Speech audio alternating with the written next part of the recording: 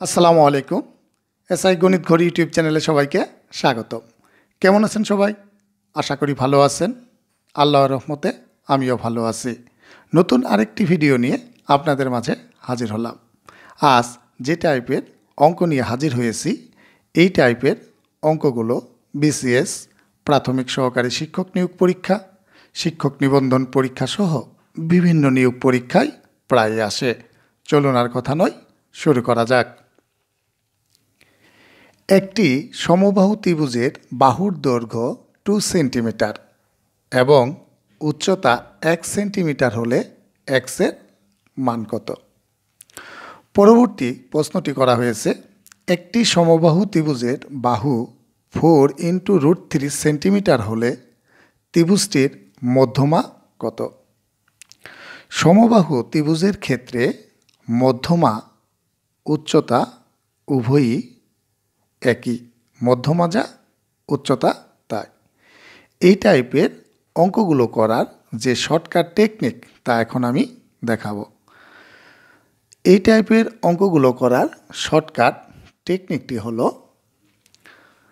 যদি সমবাহু ত্রিভুজের বাহুর দৈর্ঘ্য দেওয়া থাকে, উচ্চতা বা মধ্যমা বের করতে বলে ডাকে, তাহলে ওই বাহুর দৈর্ঘ্যকে, অর্থাৎ সমবাহু ত্রিভুজের বাহুর দৈর্ঘ্যকে সদা সর্বদাই √3/2 দ্বারা গুণ করতে হবে। গুণফল যা হবে তাই হবে উত্তর। তো এখানে দেওয়া আছে বাহুর দৈর্ঘ্য 2 সেন্টিমিটার, চাওয়া হয়েছে উচ্চতা কত। তাহলে এই 2কে গুণ করব √3/2 দ্বারা। এখান থেকে ক্যালকুলেশন করলে যে মান পাবো তাই কাঙ্ক্ষিত ফলাফল। এই 2 আর 2 কাটা থাকে √3, তা কাঙ্ক্ষিত ফলাফল খ নং সঠিক উত্তর √3। চলুন পরের অঙ্কটি দেখে নেওয়া যাক।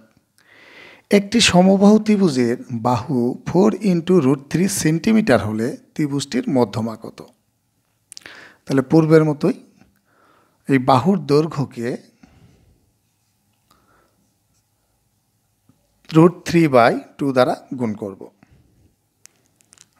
এখান থেকে ক্যালকুলেশন করে যে মানটি পাবো তাই হচ্ছে উত্তর। এই 2 দিয়ে 4কে ভাগ করব, যাবে 2 বার, এখানে 2 লিখলাম। √3 গুণ করলে হয় 3, আর এখানে থাকে 2, তাহলে 3 আর 2 গুণ করলে হয় 6। উত্তর ঘ নং সঠিক 6 সেন্টিমিটার, অর্থাৎ ত্রিভুজটির মধ্যমা 6 সেন্টিমিটার। আশা করি এই টাইপের অঙ্কগুলো করার যে শর্টকাট টেকনিক তা সকলে বুঝতে পেরেছেন। ভিডিওটি কেমন লাগলো তা কমেন্টে জানান। ভালো লাগলে লাইক করুন, শেয়ার করুন। আরেকটি কথা, আপনি যদি আমার চ্যানেলে নতুন হয়ে থাকেন, চ্যানেলটি সাবস্ক্রাইব করুন এবং পাশে থাকা বেল আইকনটি বাজিয়ে অল পজিশনে রাখুন নতুন ভিডিওর নোটিফিকেশন পাওয়ার জন্য। আজ এখানেই রাখছি।